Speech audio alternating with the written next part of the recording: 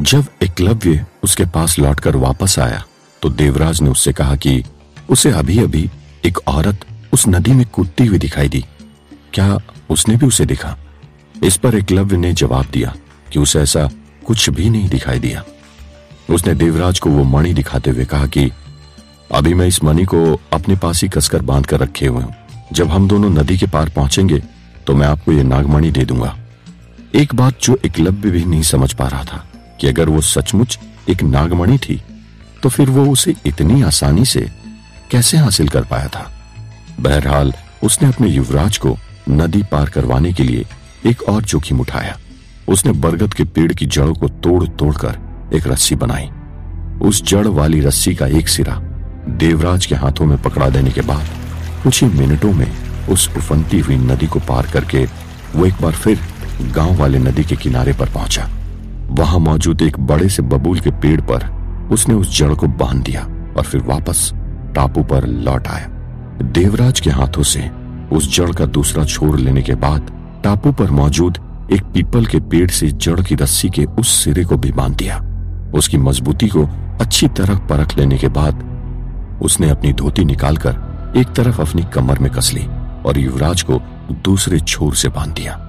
फिर अपने हाथों से नदी का पानी काटते हुए दोनों उस जड़ के सहारे आगे बढ़ने लगे। क्योंकि देवराज के पैर में चोट लगी थी इसलिए उनके लिए तैरकर नदी को पार करना इतना आसान नहीं होने वाला था।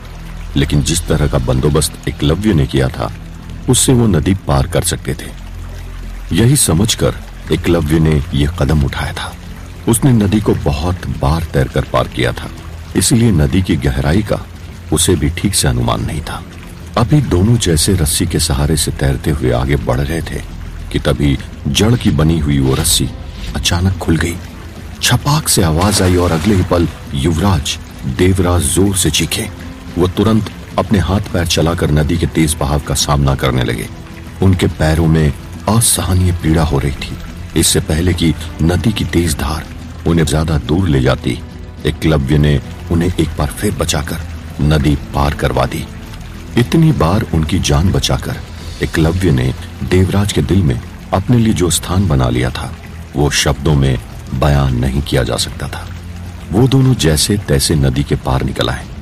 नदी के पार पहुंचते ही देवराज अपने आप को उस जगह पर देखने से नहीं रोक पाया जहां से उन्हें वो औरत को पानी में कूदते हुए दिखाई दी थी। वहां ध्यान से देखने पर उन्हें उल्टे पंजों के निशान बने हुए दिखाई दे रहे थे। सिर्फ इतना ही नहीं बल्कि वे पैरों के निशान बिल्कुल लाल दिखाई दे रहे थे। पैरों के निशान बहुत बड़े बड़े दिखाई दे रहे थे, जबकि वो औरत देखने में इतनी बड़ी नहीं दिख रही थी। वहां पर गुलाल और कुमकुम पड़ा हुआ था। डर और घबराहट की वजह से देवराज टकटकी लगाकर उन निशानों और वहां पड़ी हुई चीजों को देख रहा था। अपने युवराज की इस हरकत को देखकर एकलव्य को समझ नहीं आ रहा था कि वो आखिर इतने कीमती वक्त में ये पागलपन क्यों कर रहे थे। उन्हें तो जल्द से जल्द राजमहल में वापस लौटना था। क्या हुआ युवराज, आप इधर उधर क्या देख रहे हैं? आपके पास इतना समय कहाँ है? जल्दी कीजिए, राजमहल में आपकी प्रतीक्षा हो रही होगी, आपको विलंब हो जाएगा। एकलव्य ने देवराज से पूछा। अपने साथ बेशकीमती मणि लेकर वे दोनों राजमहल की तरफ बढ़ रहे थे। तभी एकलव्य ने युवराज से कहा, युवराज, आपका महल में जल्द से जल्द पहुंचना बहुत जरूरी है और मैं आपके साथ इस वक्त नहीं जा सकता हूं। अगर मैं गया तो शायद हमारा भेद युवरानी के सामने खुल जाए। आप चलिए, पूजा के वक्त मैं आपके पास पहुंच जाऊंगा। यह कहते हुए एकलव्य ने नागमणि युवराज देवराज के हाथों में सौंप दिया। एकलव्य अपने रास्ते निकल गया और देवराज खुफिया रास्तों से होकर अपने कक्ष में पहुंच गए। जब वे कक्ष में पहुंचे तो उन्होंने जो देखा उस पर उनकी आंखें यकीन नहीं कर पा रही थी। उनकी युवरानी दुबक कर पलंग के एक कोने में सिमट कर लेटी हुई थी। एक युवरानी को इतनी देर तक सोना शोभा नहीं देता और ऊपर से वे नववधु भी थी, तो फिर ऐसी क्या वजह थी कि युवरानी अब तक नींद से जागी ही नहीं थी। ये सोचकर युवराज उन्हें जगाने के लिए उनके पास गए। तभी उनके कक्ष के दरवाजे पर दासी ने आवाज दी, युवराज और युवरानी की जय हो। युवराज और युवरानी को महाराज शीघ्र अतिशीघ्र पूजन कक्ष में बुला रहे हैं। दासी की आवाज सुनते ही युवरानी रूपमती की आंखें खुल गई। वे घबरा कर उठ बैठी। युवराज को अपने सामने दिखकर वो और भी ज्यादा हैरान हो गई। उनका आश्चर्य और भी ज्यादा उस वक्त बढ़ गया जब उन्होंने जागने के बाद देखा कि सारी चीजें पहले जैसी थी, वैसी ही जमी हुई थी। शयन कक्ष में लगी हुई जो तस्वीरें तेज हवा से गिर गई थी, वे भी सारी जहां की वहां लटकी हुई थी। युवराज को अपने सामने दिखकर उनकी जान में जान आ गई। वो दौड़कर युवराज के पास गई और उन्होंने घबराते हुए युवराज से कहा, युवराज, रात को हमें ऐसा लगा जैसे हमारे कक्ष में कोई ताक झांक कर रहा था। हमने एक अनजान से साये को अपने कक्ष में देखा। बहुत जोर से हवाएं चलने लगी और कक्ष में लगी हुई सारी तस्वीरें जमीन पर गिर गई। लेकिन फिर ये सारी तस्वीरें दीवार पर कैसे लग गई, ये हमें बिल्कुल समझ नहीं आ रहा। युवरानी की बात सुनकर युवराज देवराज भी हैरान थे, लेकिन इस वक्त वो अपनी युवरानी रूपमती को एक खुशखबरी देना चाहते थे। उन्होंने अपने पास रखा हुआ वो नागमणि अपने हाथों में लिया और अपनी पत्नी से कहा, ये देखिए, हमने आपकी पहेली हल कर दी है और हम आपके लिए वो कीमती रत्न ले आए। अब कहिए, आपका क्या कहना है? इस वक्त तो युवरानी को कुछ भी समझ नहीं आ रहा था कि उन्हें क्या कहना चाहिए, लेकिन उन्होंने युवराज से कहा, देखिए, हमें और ज्यादा विलंब नहीं करना चाहिए। महाराज और महारानी हम लोगों की प्रतीक्षा कर रहे हैं। पूजा के समय विलंब करना अपशकुन होता है। युवरानी रूपमती ने कहा। बस कुछ ही देर में युवराज और युवरानी तैयार होकर पूजन कक्ष में पहुंचे। महाराज उनके देर से आने पर हैरान और क्रोधित तो थे, लेकिन उन्होंने अपना क्रोध दिखाया नहीं। पूजन प्रारंभ हुआ। महाराज महारानी के साथ युवराज और युवरानी भी पूजन में सम्मिलित हुए। दोनों ही जोड़ों को गठबंधन करवाकर विधि विधान से बैठाया गया। मंत्र उच्चारण होने लगा। सभी पुरोहितों ने अपने सामने रखे दीप प्रज्वलित किए। शुद्धिकरण के मंत्र पढ़े जाने लगे। वहां बैठे सभी लोगों पर पवित्र जल का छिड़काव किया जाने लगा। अग्नि में आहुति डालने के लिए अग्नि कुंड में अग्नि प्रज्वलित की गई। पूजन की सभी सामग्री इजाजत स्थान पर रखी गई थी। कुल पुरोहित की उपस्थिति में अन्य पुरोहितों ने पूजन को आगे बढ़ाया। अनिष्ट निवारण के लिए हवन कुंड में आहुति डाले जाने लगी। अब तक सब कुछ बिल्कुल ठीक चल रहा था, लेकिन तभी एक और अपशकुन हो गया। एक तेज हवा का झोंका आया और वहां चल रहे सारे के सारे दीपक एक साथ बुझ गए। इससे पहले कि कोई कुछ समझ पाता, हवन कुंड में न जाने कहां से एक छिपकली गिर गई। घोर अमंगल, राजन, घोर अमंगल। इस तरह के पूजन के समय छिपकली का हवन कुंड में गिर जाना कोई बहुत बड़ा अमंगल होने को है। आप सभी लोग सचेत रहें, कोई बहुत बड़ी विपत्ति आपके साम्राज्य और आपके परिवार पर आने वाली है। पूजन करवा रहे पुरोहितों में से एक ने कहा। महाराज को समझ नहीं आ रहा था कि वो इस समय क्या करे। उन्होंने कुल पुरोहित की तरफ देखा। गुरुदेव, आप ही कुछ उपाय बतलाइए। इस विपत्ति में हम सभी को सिर्फ आपका ही सहारा है। वीरानगढ़ के महाराज ने राज पुरोहित से कहा। महाराज, ऐसे घबराने की कोई बात नहीं। हो सकता है तेज हवा के झोंके की वजह से ही ये सब कुछ हुआ। हवा के झोंके तीव्र या मंद भी होते रहते हैं। इसमें इतना ज्यादा परेशान होने की कोई जरूरत नहीं। आप महाराज हैं और महाराज को इस तरह से विपत्तियों से डरना शोभा नहीं देता। राज पुरोहित ने महाराज से कहा कि जल्द ही अनिष्ट निवारण पूजा के लिए दूसरा मुहूर्त देखकर उन्हें खबर कर देंगे। इसके बाद महाराज, महारानी, युवराज, युवरानी और बाकी सभी लोग पूजन कक्ष के बाहर निकल गए। युवराज, देवराज और युवरानी रूपमती की सुहागरात अब तक नहीं हो पाई थी और अब तक वे लोग एक दूसरे से ठीक से बात भी नहीं कर पाए थे। इससे पहले कि वे दोनों अपने कक्ष में दोबारा प्रवेश कर पाते, उन्हें महारानी के शब्द सुनाई दिए। रुक जाइए युवराज, आज नववधु को अपने हाथों से राज रसोई में सभी के लिए भोजन बनाना होगा। वो आपके साथ कक्ष में नहीं जाएगी, बल्कि हमारे साथ रसोई में जाएगी। युवराज चाहकर भी अपनी माता और महारानी की आज्ञा को नहीं टाल सकते थे। इस तरह से एक बार फिर वो चाहकर भी अपनी पत्नी रूपमती से खुलकर बात नहीं कर पाए। वहां जिस तरह का अमंगल हो रहा था, उससे अभी वीरानगढ़ के महाराज बहुत ज्यादा चिंतित थे। उन्हें इस बात का पूरा अंदेशा हो चुका था कि हो न हो उनके साम्राज्य के खिलाफ कोई साजिश रच रहा था। तो क्या महाराज उस षड्यंत्र रचने वाले को ढूंढ पाएंगे? क्या रूपमती को नागमणि के रहस्य के बारे में सच्चाई पता चल पाएगी? क्या सचमुच वीरानगढ़ पर कोई बड़ी विपत्ति आने वाली थी। जानने के लिए सुनते रहिए। पूजा का अगला मुहूर्त कब तक निकलने वाला था बताया नहीं जा सकता था, लेकिन इस बीच राजमहल में छोटी मोटी अनहोनी और अप्रिय घटनाएं होती रही। वीरानगढ़, जो कि अपनी समृद्धि के लिए आसपास सभी जगह जाना जाता था, वहां अचानक लोगों के मन में डर और दहशत घर करने लगी थी। महाराज की चिंता आकरण नहीं थी। ये बात सच थी कि वीरानगढ़ के खिलाफ कोई षड्यंत्र रच रहा था। बहरहाल पूजन तो नहीं हो पाया था, लेकिन जो बाकी रस्मों रिवाज निभाए जाने थे वे सारे पूरे कर लिए गए थे।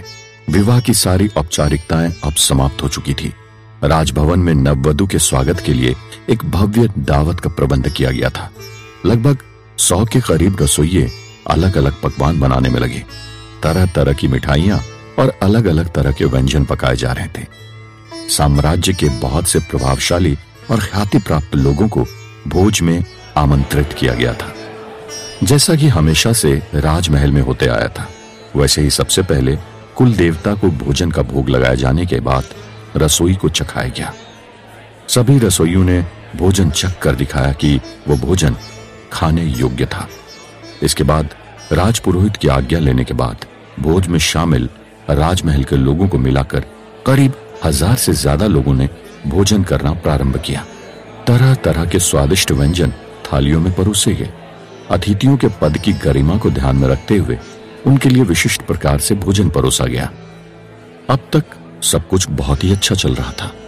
भोजन सचमुच स्वादिष्ट बना था और सभी अतिथियों ने पेट पेट भर कर खाना खाया और नवविवाहित जोड़े को अपनी शुभकामनाएं देकर सभी लोग अपने घर को चले गए। महाराज को इस बात का बड़ा संतोष था कि कम से कम भोज का यह कार्यक्रम बिना किसी विघ्न बाधा के संपन्न हो गया था। इसके बाद युवरानी रूपमती ने अपने पति देवराज से कहा कि उन्हें वन विहार के लिए जाना है और वे अपने कुछ अंगरक्षकों के साथ उनके वन में जाने का प्रबंध कर दें।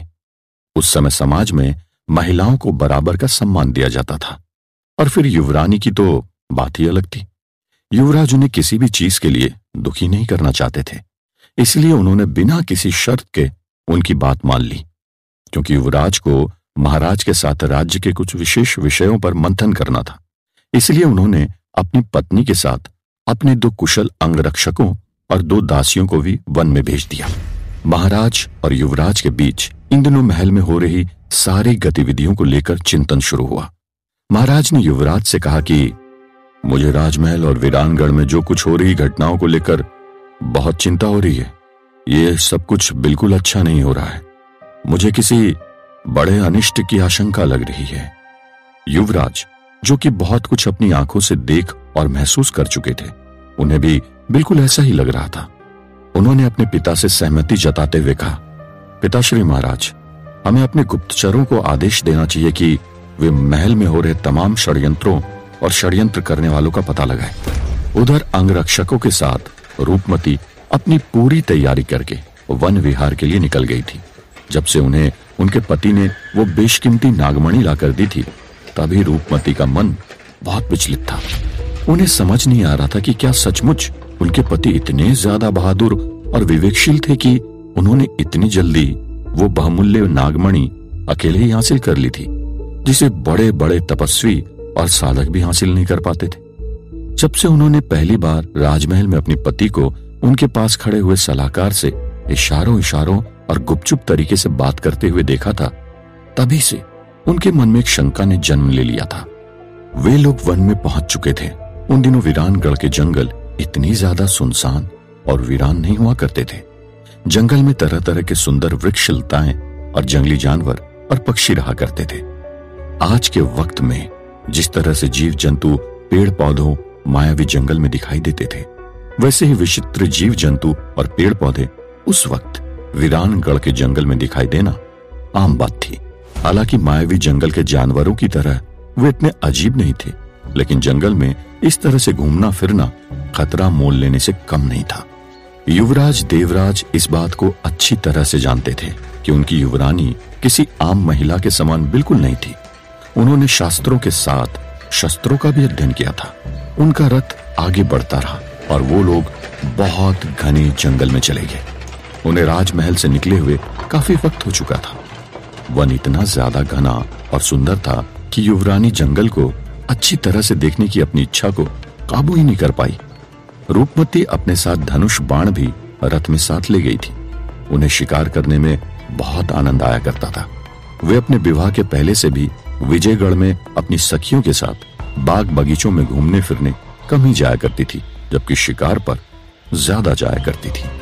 जंगल में इंसानों के इस तरह से चहलकदमी करने के बाद जंगल के उस हिस्से के जानवरों में भगदड़ मच गई।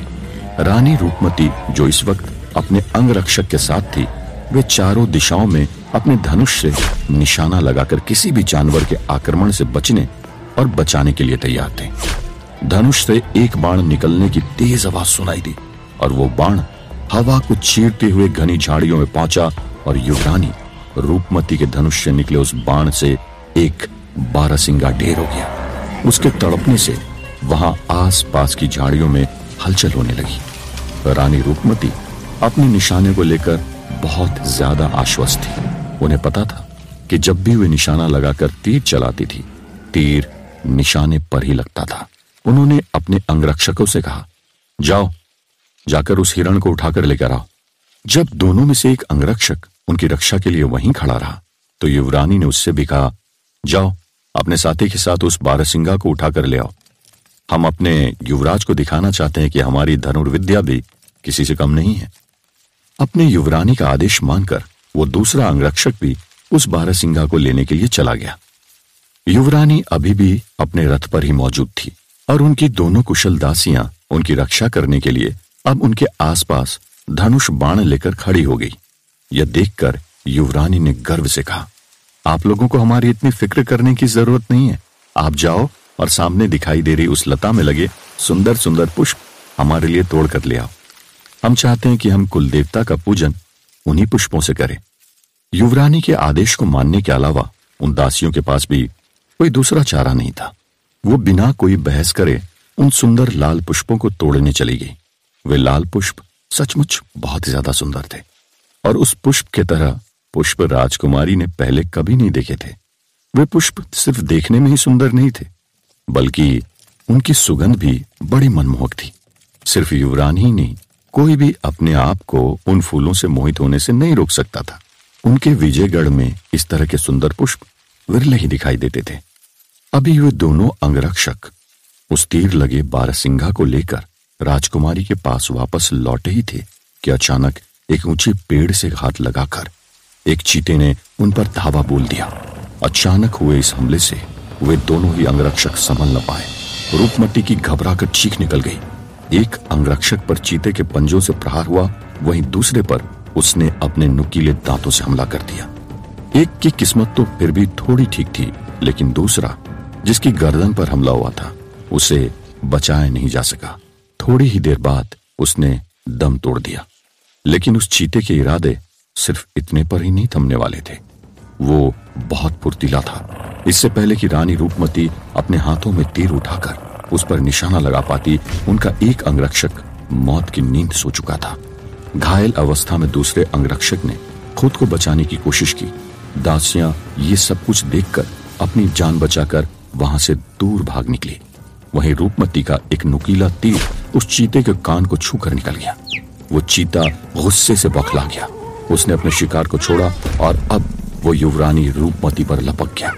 युवरानी ने अपनी तलवार से उसका मुकाबला करने की ठानी, लेकिन अब तक देर हो चुकी थी। उस चीते की रफ्तार का वो बिल्कुल मुकाबला नहीं कर पाई। तभी अचानक हवा को चीरते हुए एक तीर आया और उसने उस चीते को ढेर कर दिया। हवा में उनकी तरफ लपका वो चीता कुछ ही देर में तीर के लगने के कारण तड़पने लगा। अब वो लगभग शांत पड़ चुका था। उसमें बहुत कम हरकत हो रही थी। शायद उसके प्राण निकल चुके थे। ये सब कैसे हुआ था, कोई नहीं जानता। वो तीर कहां से आया, किसी को दिखाई भी नहीं दिया। लेकिन इतने सुनसान जंगल में इस वक्त कौन हो सकता था? थोड़ी ही देर बाद वो तीर चलाने वाला शख्स राजकुमारी के सामने आ गया। रूपमती की जान बचाने वाला इंसान भी और कोई नहीं बल्कि वही था। जिसने उनके सुहाग को बचाया था, एकलव्य। ये वही लोहार था जो रूपमती के लिए वो नागमणि लेकर आया था। इससे पहले कि रूपमती एकलव्य को अपनी जान बचाने के लिए धन्यवाद कह पाती, गुस्से